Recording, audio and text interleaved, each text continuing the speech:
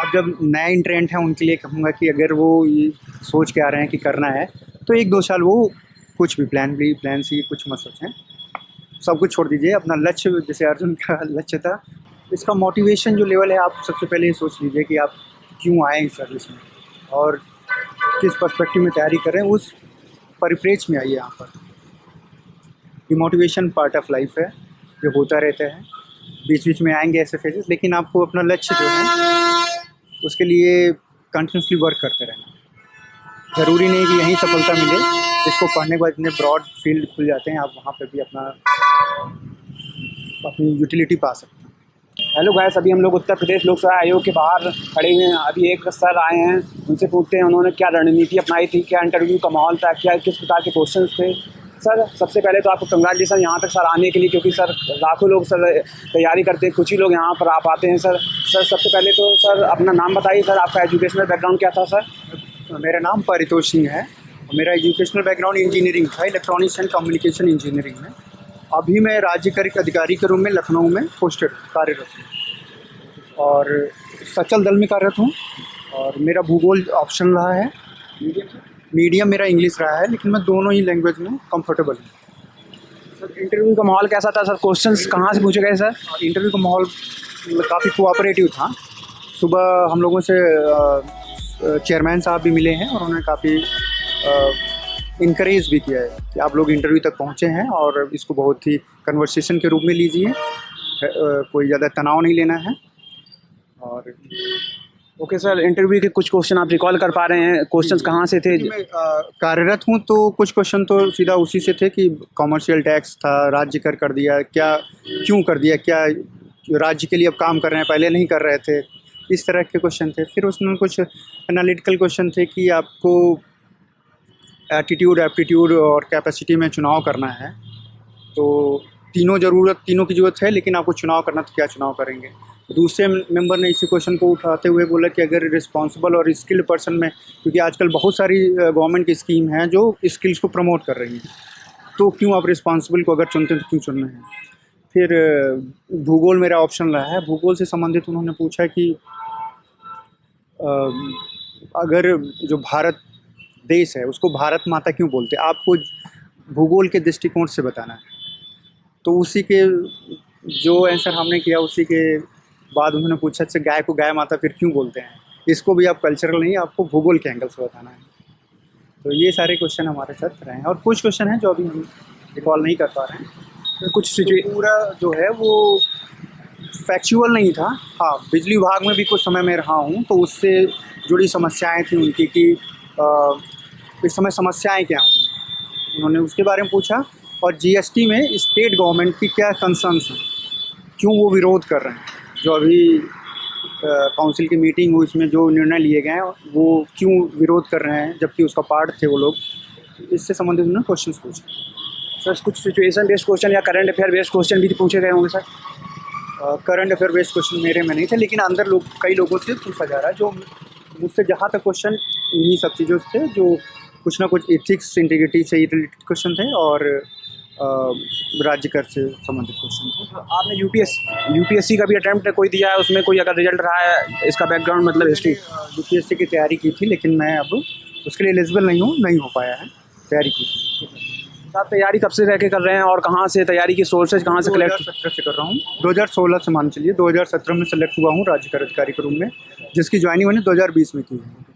और तैयारी में अपना चूँकि कार्यरत हूँ लखनऊ में रह के ही कर रहा हूँ और माध्यम हमारा इंग्लिश ही था, लेकिन यहाँ की बहुत सारी जो हिंदी की पुस्तिकाएँ हैं उनका भी मैं योगदान है, पढ़ता रहता हूँ। तो आप क्योंकि जॉब में रह के क्या कर रहे हैं सर, स्टडी के लिए टाइम टेबल कैसे निकाल लेते थे, ये सब थोड़ा वगैरह बताइए। बेसिक वर्क चूँकि कंप्लीट है, मैंने तैयारी की है, तो अभी बस करंट अफेयर न्यूज़पेपर हो गया और लास्ट मोमेंट पे बहुत सारी कुछ मैगजीन्स आती हैं, उनको रिवाइज कर लेते हैं एक बार। और ऑप्शनल के लिए थोड़ा सा डेली थोड़ा 1-2 घंटे टाइम निकालना कोशिश करते हैं कि निकल जाए, लेकिन ज़रूरत कई दफ़ा होता है कि हमारा वर्क नहीं अलाउ कर पाता है। कोचिंग वगैरह भी आपने ली थी सर? कोचिंग हमने ली थी। सर कौन सी कोचिंग हमने ली थी? वाजीराम नंदन की उस समय ली थी जब मैं IAS की तैयारी कर रहा था। ऑप्शनल का भी सर वहीं से? जियोग्राफी जी। ओके सर, जैसे आपने यूपीएससी या यूपी पीसीएस की जो स्ट्रेटजी आपने अपनाई थी उसके बारे में सर थोड़ा डिस्कस कीजिए सर। यूपीपीसीएस के लिए सब्जेक्ट तो आपको अलग से करना पड़ेगा, और बाकी आपको यूपीपीसीएस के लिए थोड़ा सा इनका क्वेश्चन कम, आजकल मान चलिए 40% एनालिटिकल होता है, रेस्ट उनका करंट बेस्ड हैपनिंग जो होती हैं पिछले 5-6 महीने 1 साल का, तो उसकी बहुत कुछ मैगजीन्स आती हैं मार्केट में, आप उसको अच्छे से पढ़ लीजिए। लेकिन हमारा सुझाव यही रहेगा कि दोनों का इंटीग्रेटेड तैयारी लेके चलिए। जो नए एस्पिरेंट हैं कि आप मेंस का और प्रीलिम का तैयारी कीजिए, 2 महीने पहले आप कुछ बुक्स आती हैं उनको भी आप रिवाइज़ करते जाइए। साइंस पोर्शन जो है उसको आप नेगलेक्ट मत करिए। तो ये है हमारा। सर जैसे आपने बात की करंट अफेयर की, सर काफ़ी डायनेमिक हो जाता है सर, कैसे कवर किया सर आपने उसको, क्योंकि रोज़ नई नई चीज़ें होती हैं उन सब चीज़ों को।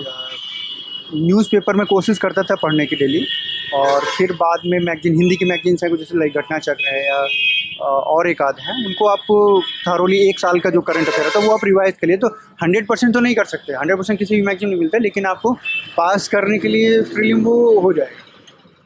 कहा जाता है यूपीपीसीएस जो यूपीएससी प्री होता है या पीसीएस है, उसके लिए काफ़ी सारे मॉक देने पड़ते हैं, कम से कम टॉपर्स लोग बोलते हैं 100 दे दीजिए, 120 दे दीजिए। सर क्या आपने भी ऐसा किया था sir? Mock test for prelims, इससे ज़रूर फ़ायदा होता है। आपने लगभग सर कितने दिए थे उसके बारे में? उस समय हम दे रहे थे, लेकिन इस समय चूँकि मौका नहीं मिल पाता है तो नहीं दे पाते हैं। और लेकिन सुझाव यही है कि एटलीस्ट 10-15 मॉक ज़रूर दीजिए बिफोर एग्ज़ाम में जाने से पहले।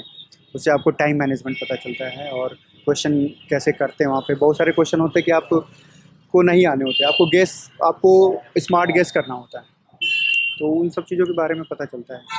तो मेंस के लिए क्या स्ट्रेटजी अपनाई थी सर आपने, जीएस के चारों पेपर के लिए, सोर्सेज वगैरह? मेंस के लिए जो भी इनका सिलेबस है, एटलीस्ट आपके पास हर एक टॉपिक का एक पेज में नोट होना चाहिए कि वहाँ ब्लैंक नहीं हो एग्जाम में, कुछ तो लिख के आएँ, और उसको आप करंट अफेयर से सब्सटेंशिएट यानी उसके साथ जोड़ के आप आंसर करने की कोशिश करें। और क्वेश्चन कंप्लीट, मेरा ये समस्या रहा है कि क्वेश्चन मेरे कंप्लीट नहीं हो पाते थे।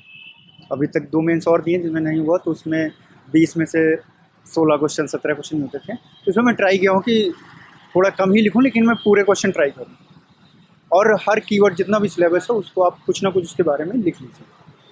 सर यूपीएससी या यूपीपीसीएस की जर्नी काफ़ी लंबी हो जाती है सर, उसमें स्ट्रेस हो जाता है सर, लोग डिमोटिवेट हो जाते हैं क्योंकि लंबा सिलेबस होता है सर, उस चीज़ को आपने कैसे टैकल किया सर?